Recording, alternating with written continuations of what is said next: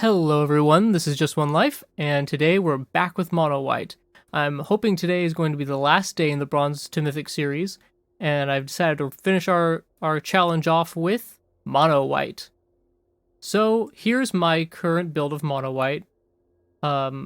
We play 3 Thalias, 4 Aspirants, of course, and we play the Initiates. I found the Initiate grows quite a bit. It can grow off the Usher, it can grow off Thalia, and then it can grow a second time off Sun Gold or a Luminarch powered creature. And then we play only 2 Cathars because it's not as good as Skyclave. We play 3 Skyclaves, 2 Adelines, and 2 Reidanes. The only change I would consider making in this deck, really, is playing more Reidanes and maybe changing Hopeful Initiate. But, I mean, it grows so much. Having a 3 toughness creature pretty quickly is very important in a lot of cases. If you want to take a look at the deck list, I have it in the description. So, let's take this on through and get to Mythic today. Alright, 1, 2, 3. And we're on the draw, or play. So Sun Gold can grow it twice, but it kind of depends on what blockers they set up. It is mono white. Or, sorry, mono green versus mono white. Can we get it in there before they set up big defenses? We have a Skyclave or something. Ooh, green-white. Well, I'm definitely spellbindering. Search for a basic land, becomes a 2/2. Okay. We got a Faceless Haven. So, let's get in there for 5. Get rid of that.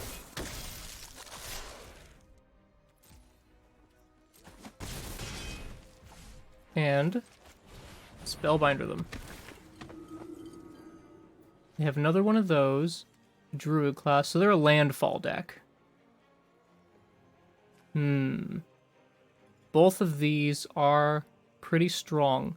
We don't want them to make an army of 2/2s, but we also can't let them have a 4/4. We're just going to take Yasharn. We can take Felidar with this if we really need to. Let's see what they decide to play. I mean, it's got to be a Druid class, right? Sure enough. Now, I'd love if they cast Emergent Sequence here.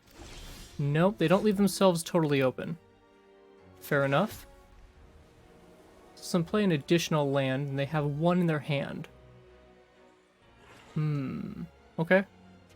Well, let's power up the Faceless Haven and get in there for as much damage as we possibly can. Bunch of attackers on turn 4, sorry. Okay, they want to kill our Sentinel, but they lose a land in the process. And they're just at 5. We can take away almost anything that they get into play, so I think this game's over. Yep, sure enough. Alright, that puts us 1 victory away from Mythic. Let's see if we can get it in the next one. Oh yeah, perfect 1, 2, 3 again.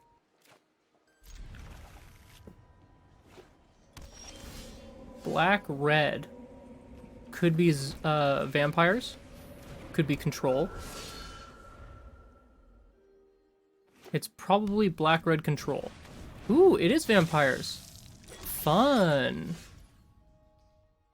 So the question is, do we aspirant or do we just portable hole them? And the answer's the hole.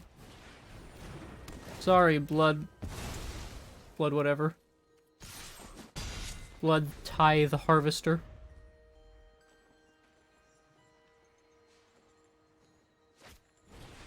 Ooh, a Cemetery Gatekeeper. That's fun. And a tapped land. Well, it's time to get Skyclave into play. Goodbye, Gatekeeper. And 2 more damage. Next turn we could Angel, or we could double Luminarch. It's probably double Luminarch. They could have a Cinderclasm in hand. But them being a creature deck, I don't think they would run Cinderclasm. They decide to play nothing, which is pretty suspect. Let's just move to combat and see what happens.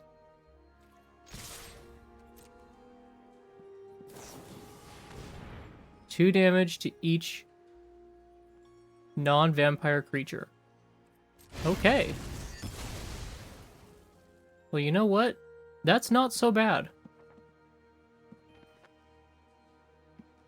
I'm glad we didn't cast our Luminarchs, because they would just both be dead. So let's get a Legion Angel into play. If we draw a land, we'll play all these cards. Otherwise, it's probably double Luminarch. Okay, they're digging. That's a good sign for us. They found a land and 2 damage to each non-vampire, which doesn't do anything, so they won't cast that. They're trying to trick me into losing my angel. No thanks. And that will remain exiled until the end of your next turn. So we can't cast these Luminarchs or they will die.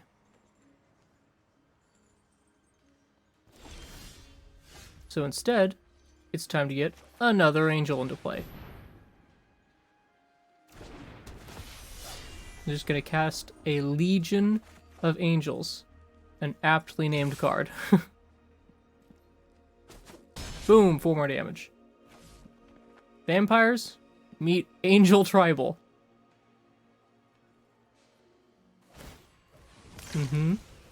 They're digging. They need to find something.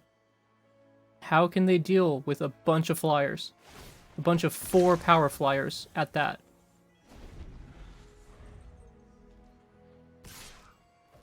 Again, I will not be blocking 2 damage.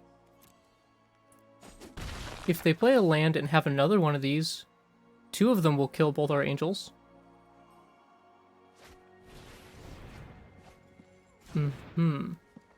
Gatekeeper and Socialite.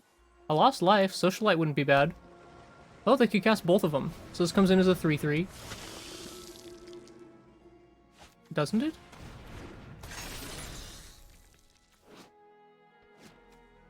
When it enters the battlefield, if an opponent lost life this turn... Oh, on each other. Okay. So they don't have access to their Vampire's Vengeance anymore. That's the second one they've gone through. So I feel pretty safe to double Luminarch here. Let's just do it. Yep, I'll take a bunch of damage from Gatekeeper. But I'll also grow both of my angels. And get in for 10 damage. And make it extraordinarily unlikely they can remove both of them. Okay, they've decided to make a bugbear and try and finish us off. So they're coming in for 4, 5, 6, 7, 8, 9, 10, 11 damage. Well, I'll just block their biggest creatures. And we'll take 2, 4, 5. Block. And then we just have to attack and we win.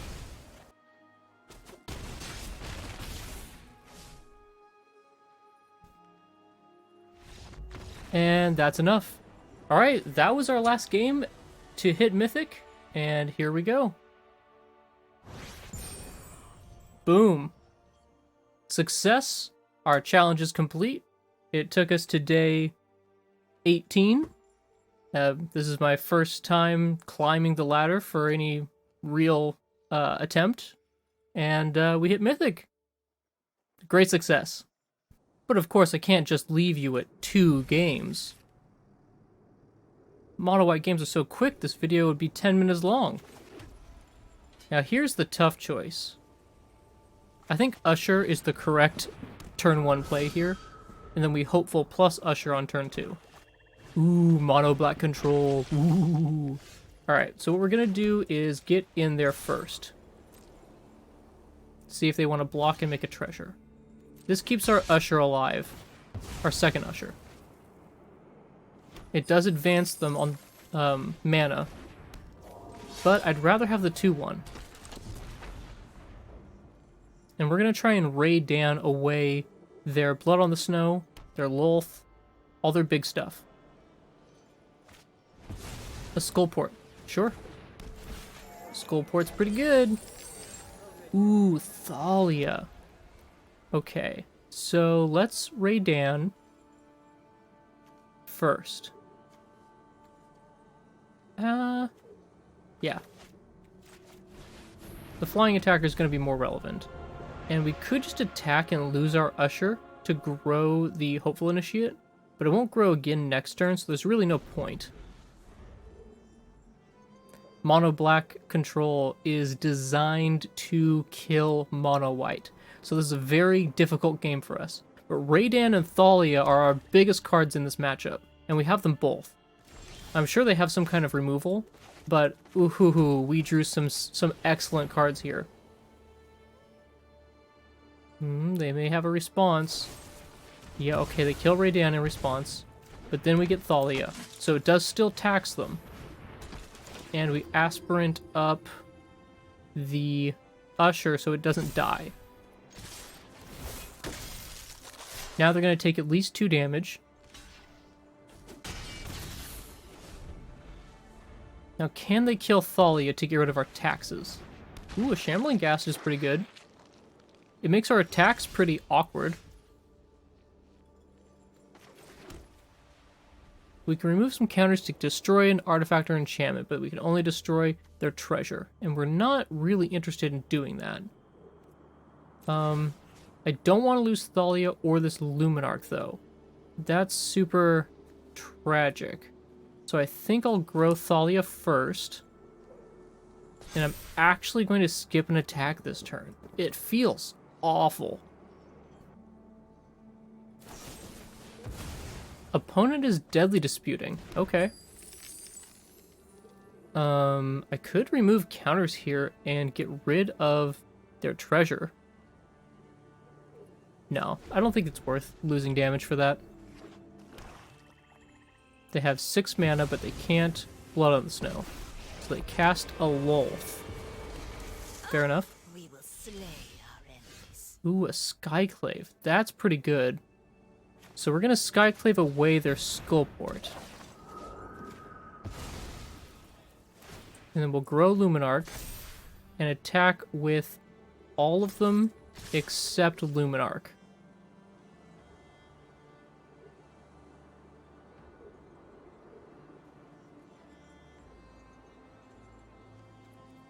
Yeah, this seems correct. We can also boast.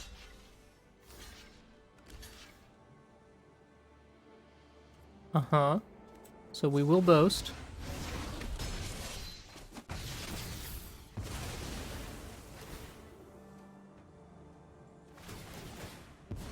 And they'll kill our initiate. I will cull the weak. So Thalia stays alive. Aren't I generous? They have only 6 mana available, so they still can't cast Blood on the Snow, although it will be available to them next turn. Ooh, more spiders. All these Lolths, so spooky. For annihilation. Well, might as well get this Sun Gold in there. This means Blood on the Snow cannot return Lolth, which is something, I suppose. And we'll grow Thalia and come in with just Thalia and a human. Because this would give them a 3/3 if they blocked it with a single spider. That's just not good. It's not good.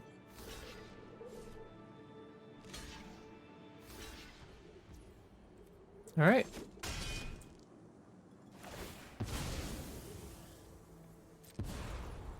Do what I demand. I will get what I want. All these stops are because I can give hexproof to Sun Gold Sentinel, but I don't think there's anything that's going to target it.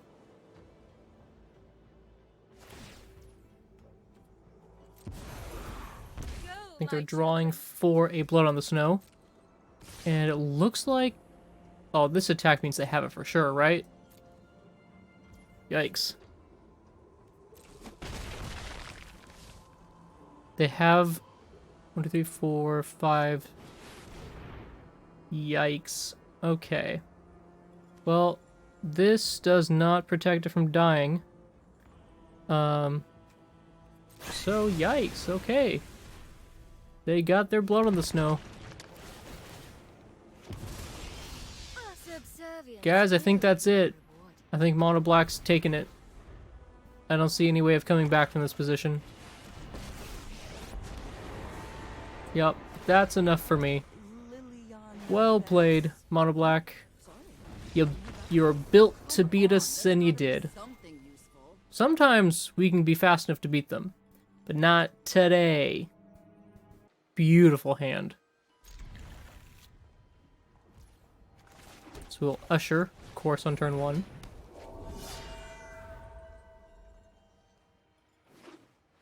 Blue-red. Likely turns deck. So we just need to get as much damage as quickly as possible.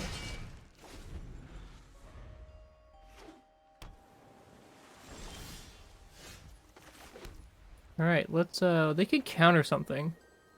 I'm a little worried about a counter spell. Let's just Sun Gold, because they can't Jwari Disruption it. Move to combat and grow the Luminarch. Nice. It was kind of bait. I wanted them to not bounce the Usher, since I want 3 damage coming in, and now we have a Hopeful Initiate to replace it, which will grow on our next attack.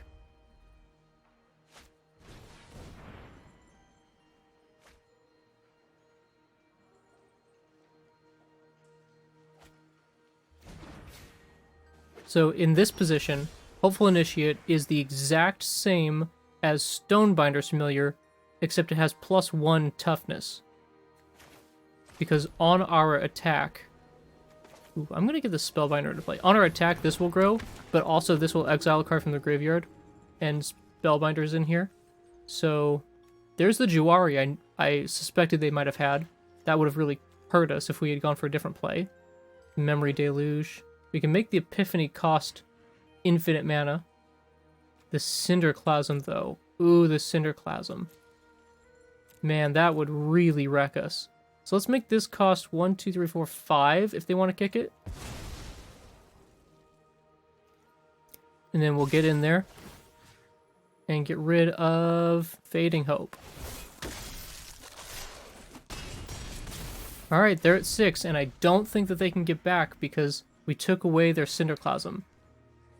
They wanted to Cinderclasm this turn, but our Elite Spellbinder took that away from them. So, there's the win. Again, 1, 2, 3, knockout. Every hand is perfect in mono white. Ooh. Hello, opponent.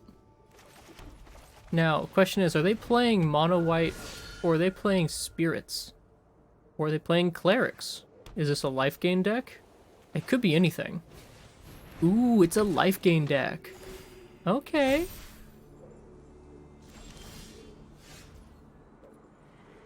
So we're going to get in our Luminarch, of course. We'll grow this to 2 toughness, and see if they want to trade away their Hollowed Priest. They definitely don't.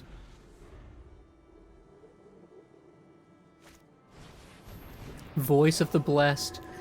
Oh, the best payoff for life gain that there ever has been, and probably ever will be. It's beautiful. It's wonderful. And it's gonna go away to a Brutal Cathar. Question is it gonna happen this turn? Because I know they won't trade it away for this Usher. We can Spellbinder something instead. We could also get a Reidane into play. Let's Spellbinder them. Let's see what they got going.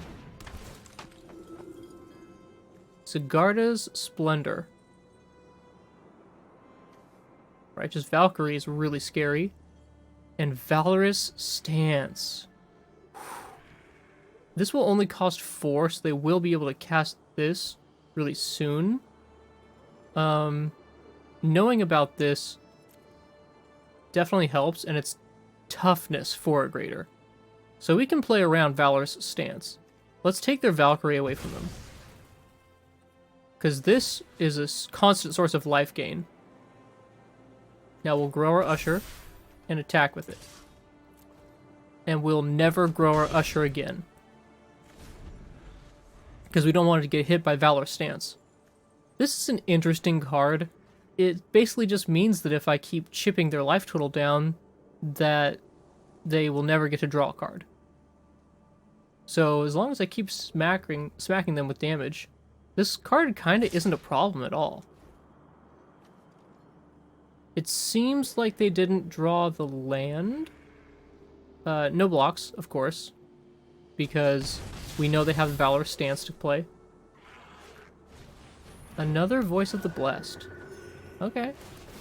So these get flying when they have 4 or more counters.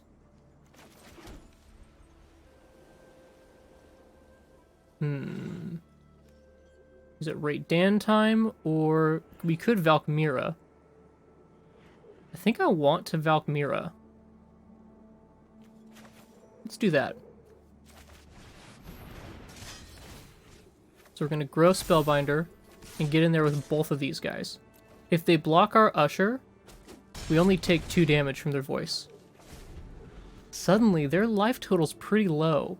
Ours is 2, though. We have to block here. So we're losing Luminarch. Well, let's see. We take 3, 6, 7, 8, 9 right... Or 7, 8. We take 8 right now. If they don't cast any spells. I imagine they cast Sigarda's Splendor, which doesn't gain them life right away. So do we want to take 8? Putting counters on the Spellbinder doesn't change the clock at all. So we're fine, I think, just blocking. Yep, that's game over. Well, life gain lost to mono white, because we just do too much damage. Well played, opponent. Well, we made it. We're only 97% Mythic, but we're in Mythic. We made it. The long journey is done. Now we could just improve our percentage and get higher and higher. Pretty cool. So you all know mono white's good. I mean, everybody knows mono white's good. It's the most powerful deck in the format.